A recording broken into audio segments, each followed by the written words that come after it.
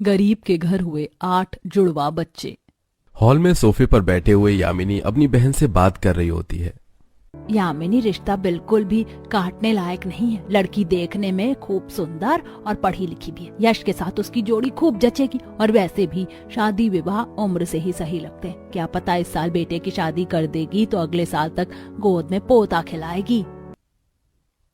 आपके मुंह में घी शक्कर जीजी, मेरा भी अब दादी बनने की मनसा हो रही है। आप मुझे लड़की की फोटो व्हाट्सएप करवा दीजिए, रखती हूँ। इतना कहकर यामिनी फोन रख देती है। तभी पति हर्ष अंदर आते हैं। घर काफी आलीशान था। घर में हर सुख सहूलियत, नौकर चाकर लगे हुए थे। क्या बात है, आज तो आप बड़ी खुश लग रही हैं यामिनी जी। हाजी, बात ही खुशी की है। मेरी बहन गायत्री ने हमारे यश के लिए एक लड़की देखी। मैंने तो देख ली फोटो, मुझे लड़की पसंद है तो कह दिया शादी की बात आगे बढ़ाने को। अगर यामिनी जी, एक बार आपको यश से भी पूछना चाहिए। कहीं ऐसा ना हो कि उसकी जिंदगी से पहले से ही कोई और हो। जमाना बदल चुका है। आजकल के जनरेशन में बच्चे अपना जीवन साथी पहले ही चुन लेते हैं। अजी, ऐसा कुछ नहीं होगा। मैं मेरे यश को अच्छे से जानती हूँ। उसके लिए उसकी माँ की बातें पत्थर की लकीर हैं। वो मेरी बात नहीं काटेगा। मुझे पता है कि मुझे मेरे बेटे को कैसे राजी करना है, इसीलिए आज मैं सब कुछ उसके मनपसंद का बनाऊंगी। कुछ देर में यामिनी अपने बड़े बेटे की पसंद का खाना बनाकर अपने हाथों से परोसती है। क्या बात है माँ, आज तो आपने सारा खाना यश भैया की मनपसंद का बनाया है। पर आज तो भाई का बर्थडे भी नहीं है। नितिन, तू चुपचाप से खाना खा ले। यश बेटा, तू ये आलू गोभी ट्राई कर और तेरी मनपसंद की मटर पनीर भी बनाई है। ये भी चेक कर, बता कैसा बना है। मैंने मीठा भी बना रखा है, लेकर आती हूँ। माँ, आप यहाँ बैठ जाइए। अरे मैं मेहमान थोड़ी हूँ जो आप इस तरीके से मेरी खातिरदारी कर रही हैं। अरे बेटा, मैं रसोई से अभी रसमलाई लेकर आ रही हूँ। माँ, आप बैठ जाइए। मीठा महेश भैया ले आएंगे। मम्मी, अब ज्यादा सस्पेंस क्रिएट मत कीजिए, जल्दी से बताइए ना। यश बेटा, तेरी गायत्री मौसी ने तेरे लिए एक लड़की बताई है। लड़की पढ़ी लिखी है और देखने में भी खूब सुंदर है। मेरी भी इच्छा है कि तू अब अपना घर बसा ले। शादी विवाह उम्र से सही लगते हैं ताकि परिवार समय से शुरू हो सके। और वैसे भी इस खानदान को चलाने वाला चिराग तो चाहिए। यामिनी के शादी की बात करने पर यश के चेहरे पर असहजता देखकर हर्ष टोकता है। यामिनी जी, मेरे ख्याल से अभी यश शादी के लिए तैयार नहीं है, तो इस बात को यहीं खत्म कीजिए। उसे थोड़ा टाइम लेने दीजिए। देखो जी, हम दोनों माँ बेटे के बीच में तुम दखल अंदाजी मत किया करो। तुमको तो बस अपने बिजनेस मीटिंग करने से फुर्सत नहीं, जो घर की जिम्मेदारी को देखो। सुजाता का बेटा हमारे यश की उम्र का है और 2 साल हो गए उसकी शादी हुए। उसका खुद का भी परिवार हो गया। अरे मेरे भी तो कुछ अरमान है। मेरे उम्र की बाकी पड़ोसन पोते पोती खिला रही हैं। हाँ। भगवान, तुम बातों की इस तरीके से खींचतानी क्यों कर रही हो? अरे देखो अपने बेटे का चेहरा। क्या शादी की बात से ये यश तुम्हें खुश दिख रहा है? माँ पापा सही कह रहे हैं। यश भैया को थोड़ा सा टाइम लेने दीजिए सोचने के लिए। इस घर में मेरी तो किसी को कदर ही नहीं पड़ी। पका पकाया थाली में परोस कर खाने को मिल जाता है, बस मेरी खुशी से किसी को क्यों मतलब होगा। इतना कहकर यामिनी रोते हुए कमरे में चली जाती है और एक पुराने से संदूक में से बच्चों के छोटे छोटे से कपड़े निकाल कर देख रही होती है। तभी यश कमरे में आता है। यश देख रहा है, ये सारे के सारे तेरे कपड़े हैं। पता है, ये वाला स्वेटर मैंने अपने हाथों से बुनकर तुझे पहनाया था। आज तक मैंने इन कपड़ों को सहेज कर रखा है ताकि जब तेरे बच्चे होंगे तो उन्हें अपने हाथों से पहनाऊंगी। पर तू अपनी माँ की मनसा को पूरा नहीं करना चाहता है, तो मैं भी अब तुझे शादी के लिए बार बार नहीं बोलूंगी। अच्छा ठीक है माँ, मैं कर लूंगा शादी, पर प्लीज आप इस तरह से रो मत। मैं आपकी आंखों में आंसू नहीं देख सकता। तू सचमुच शादी के लिए तैयार है तो सोच नहीं सकता बेटा, तेरे इस फैसले से मैं कितना ज्यादा खुश हूँ। तभी यश झिझकते हुए अपनी बात रखता है। माँ, दरअसल मैं एक लड़की को बहुत पसंद करता हूँ। उपासना नाम है। माँ, उपासना बहुत ही सहज और सुलझी हुई लड़की है। आप एक बार उसे मिल लीजिए। मुझे पता है जब आप उसे देखेंगी ना तो आपको पसंद आ जाएगी। यश की बातों को सुनकर यामिनी के चेहरे पर गुस्सा साफ साफ दिख रहा था। यश बेटा, केवल पसंद से शादी के रिश्ते नहीं जुड़ते। लड़की का घर खानदान कैसा है, परिवार कैसा है, ये सभी देखना होता है। यदि लड़की गरीब निकली तो मैं शादी हरगिज नहीं करूंगी। ये आखिरी फैसला है। यामिनी के इनकार भरे फैसले को सुनकर यश की आंखों में आंसू आ जाते हैं। माँ, उपासना बहुत ही गरीब घर की लड़की है, पर मेरी नजर में वो हीरा है। यदि मेरी शादी उससे नहीं हुई तो आपके सर की कसम, मैं जिंदगी भर किसी और लड़की से शादी नहीं करूंगा। अपना फैसला सुनाकर यश आंखों में आंसू लिए कमरे से चला जाता है। तभी हर्ष, जो कमरे के बाहर दरवाजे पर खड़ा था, अंदर आता है। अरे भाग्यवान, तुम इतनी कठोर दिल कैसे हो सकती हो? क्या हुआ जो लड़की गरीब है? शादी के बाद उसका नाम हमारे घर खानदान से जुड़ जाएगा। वैसे भी शादी के बाद एक लड़की का असली घर उसका ससुराल होता है। अजी तो तुम क्या चाहते हो? मैं उस 2 कौड़ी की गरीब लड़की से यश की शादी कर दूं? हमारा खानदान कितना ऊंचा है, साज समाज भी देखना है, क्योंकि हमें इसी समाज में रहना है। भाग्यवान, या तो तुम दुनिया और साज समाज देख लो या फिर अपने बेटे की खुशी देख लो, पर कहीं ऐसा ना हो कि अपनी झूठी शान के चक्कर में तुम अपने बेटे को कभी खुश न देख सको। अपने पति हर्ष की बातों को यामिनी काफी ज्यादा सोचती है और आखिर में मान जाती है। अगले दिन यामिनी अपने बेटे के कमरे में जाते हुए, यश बेटा, अंदर आ सकती हूँ? हाँ आइए ना माँ। बेटा, मुझे तेरी पसंद स्वीकार है, मुझे चलकर मेरी होने वाली बहू से मिलवा दे। अपनी माँ के बदले हुए फैसले को देखकर यश के मुरझाए चेहरे पर मुस्कुराहट आ जाती है। कुछ ही देर में यामिनी अपने सह परिवार और शगुन के साथ उपासना को देखने के लिए आती है। चमचमाती हुई गाड़ी चौखट के सामने रुकती है। मिट्टी की झोपड़ी का बना घर, अंदर बैठी बूढ़ी जमुना सिलाई करते हुए धुंधलाई आंखें ऊपर करके देखती है। उपासना बेटी, देख तो लगता है कोई कस्टमर आया है कपड़े लेने के लिए। जी माँ, अभी देखती हूँ। उपासना जैसे यश को उसके परिवार वालों के साथ आया देखती है तो जल्दी से सिर पर पल्ला करके अपने होने वाले सास ससुर के पैर छूते हुए आदर करती है। नमस्ते माँ जी, बाबूजी। खुश रहो। सदा खुश रहो बेटी। आप सब लोग खड़े क्यों हैं? बैठिए ना। कहाँ बैठे? यहाँ बैठने की कोई जगह दिख रही है? यामिनी की बात में नीचे दिखाने का स्वभाव झलक रहा था। तभी उपासना जमीन पर चटाई बिछा देती है। कुछ ही देर में उपासना चाय पानी परोसती है। देखिए बहन जी, मुझे घुमा फिरा कर बात करनी नहीं आती, सीधा मुद्दे पर आती हूँ। मेरा यश आपकी बेटी को पसंद करता है, तो बताइए कितना जल्दी शादी कर सकते हैं आप? समधन जी, शादी के लिए पैसे जोड़ने में थोड़ा वक्त तो लगेगा, बाकी आपकी कुछ मांगे हैं तो बता दीजिए, जितना बन पड़ेगा मैं करूंगी। ये सुनते ही एक बार फिर यामिनी जमुना को नीचे दिखाती है। बहन जी रहने दीजिए, जितनी मेरी डिमांड है उतना दहेज देने के लिए आप जीवन भर भी पैसे नहीं जोड़ पाएंगी। आप बस अपनी बेटी को एक जोड़े में विदा कर दीजिए। और रही बात शादी के खर्चों की बहन जी, तो आप चिंता मत कीजिए, सारा खर्चा हम देख लेंगे। अपनी गरीब बेटी की खुशी देखकर जान की शादी के लिए हाँ कर देती है। अपना ख्याल रखिएगा माँ। भाई साहब, आज से मेरी उपासना आपके घर की अमानत है। बहन जी निश्चिंत रहिए, बहू नहीं बेटी बनाकर रखेंगे। तभी जैसे ही जानकी मिलनी करने के लिए यामिनी के पास आती है तो मुंह बना लेती है।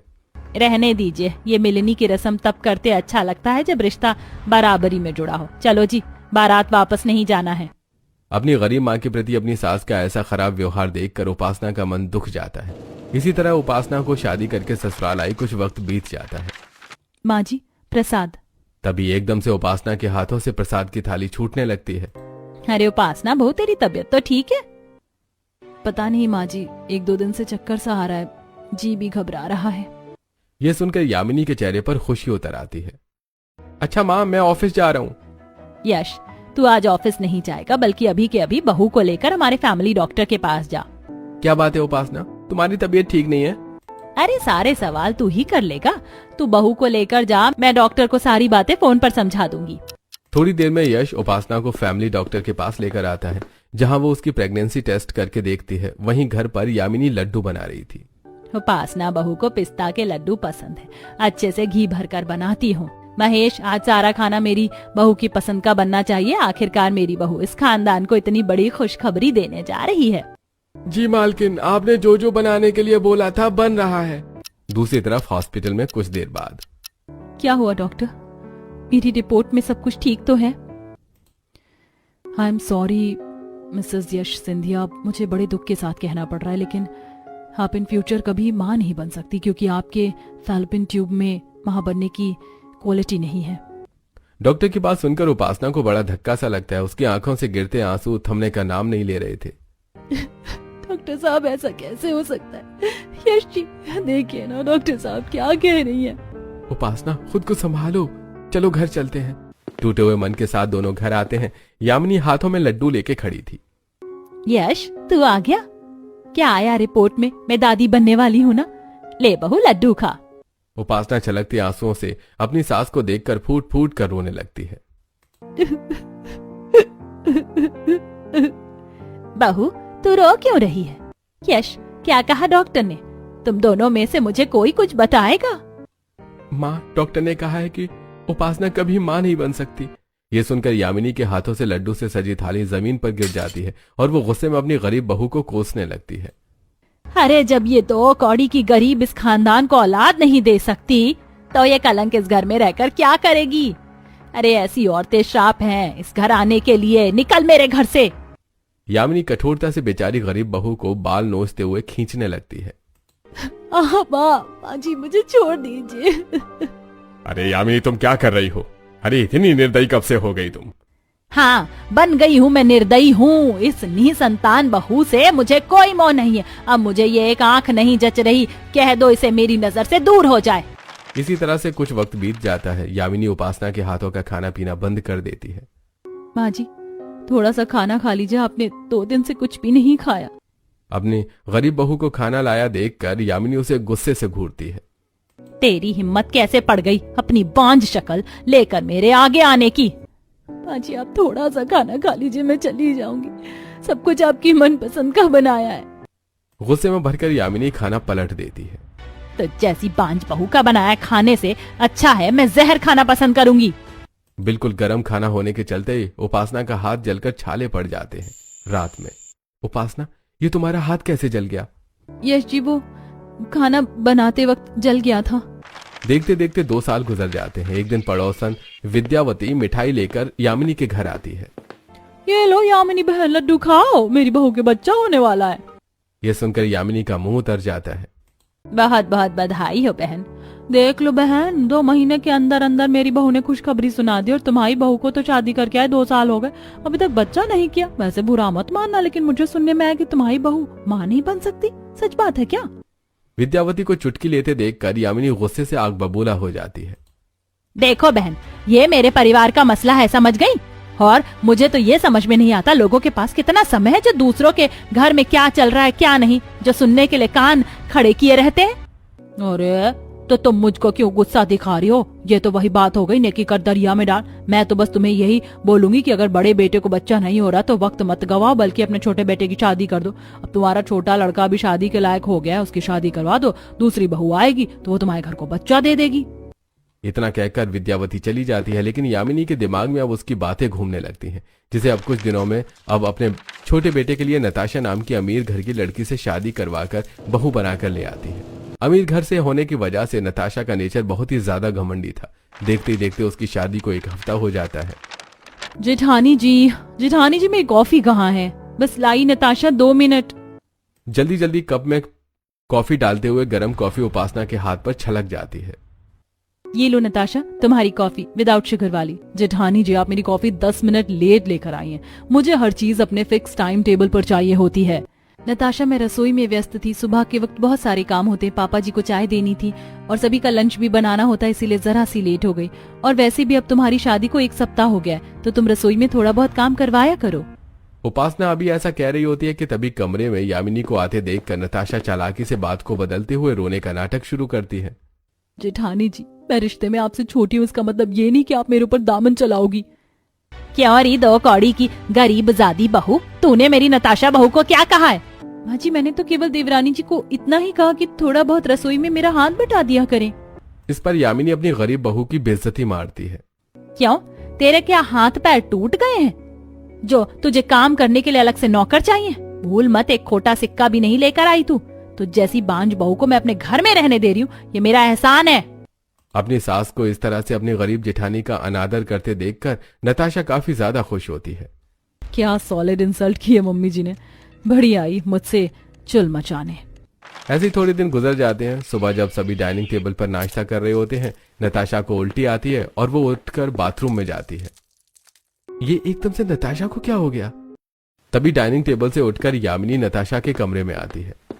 अब कैसा लग रहा है नताशा बहू? मच बेटर मम्मी जी, पता नहीं एकदम से उल्टी कैसे हो गई, मैंने कुछ उल्टा सीधा भी नहीं खाया।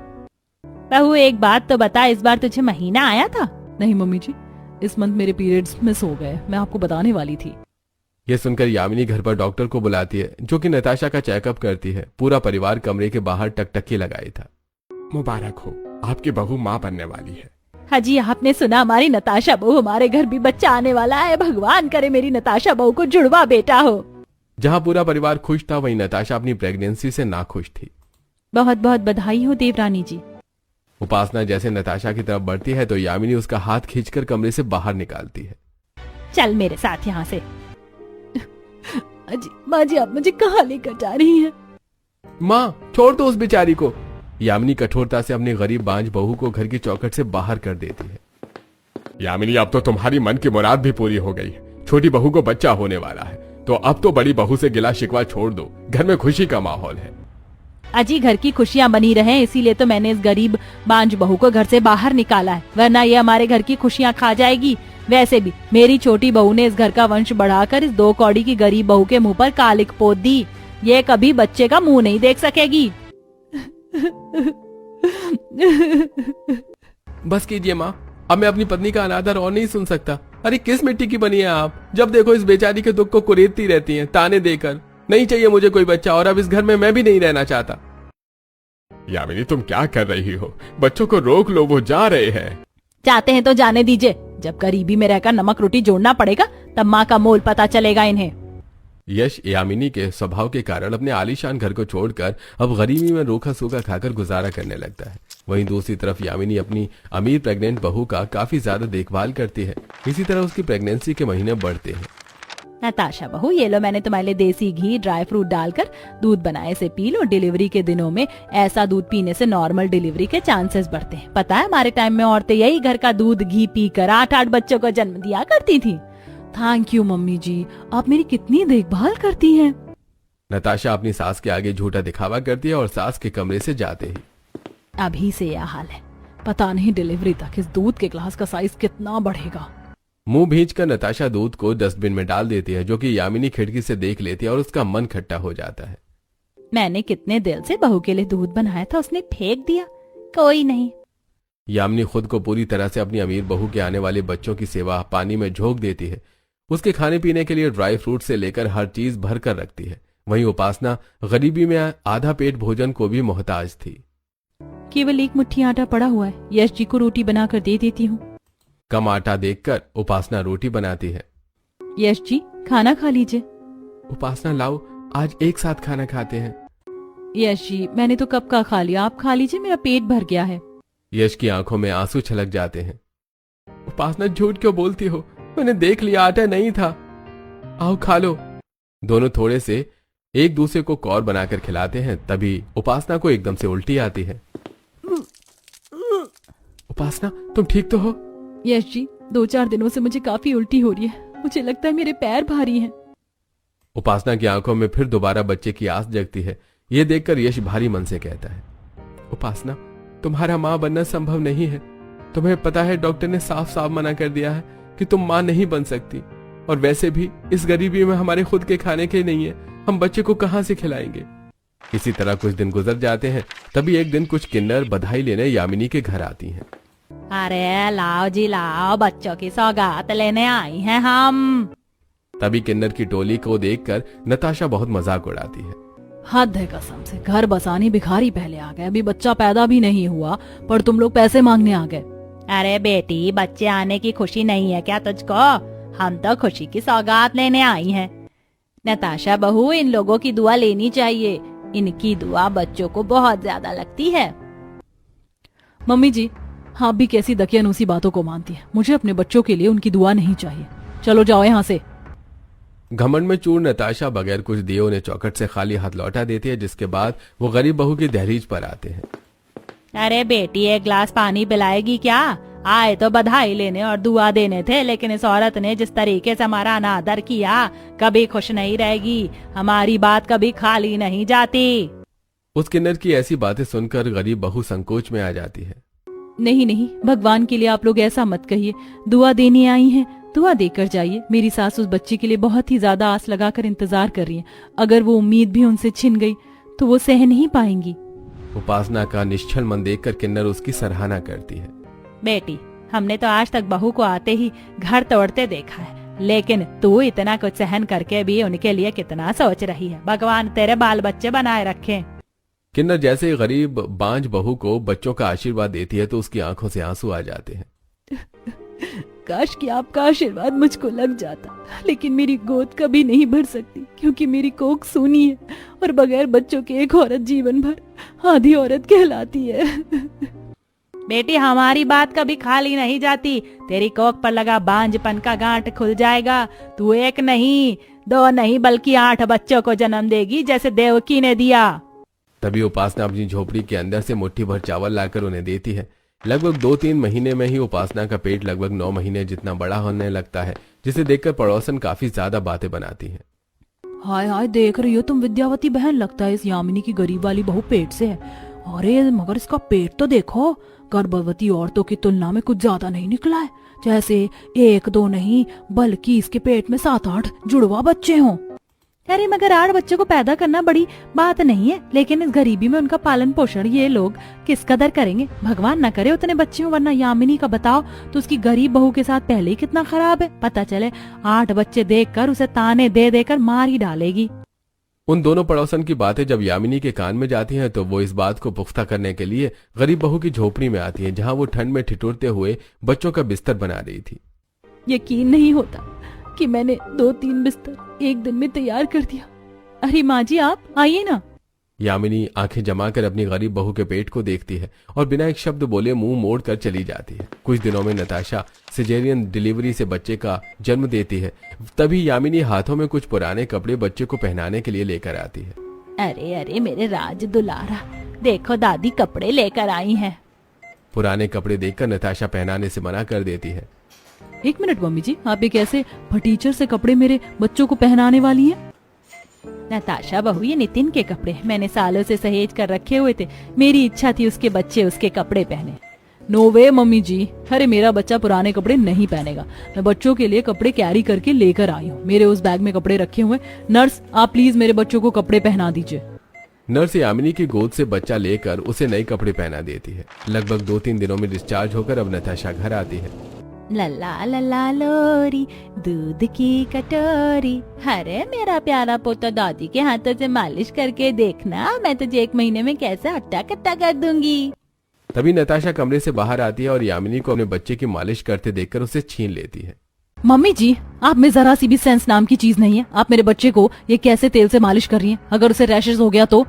बहू, मैंने ये तेल खुद अपने हाथ से बनाई, बिल्कुल भी नुकसान या खराबी नहीं करेगा। जब नितिन पैदा हुआ था तो मैं उसकी भी मालिश यूं ही किया करती थी।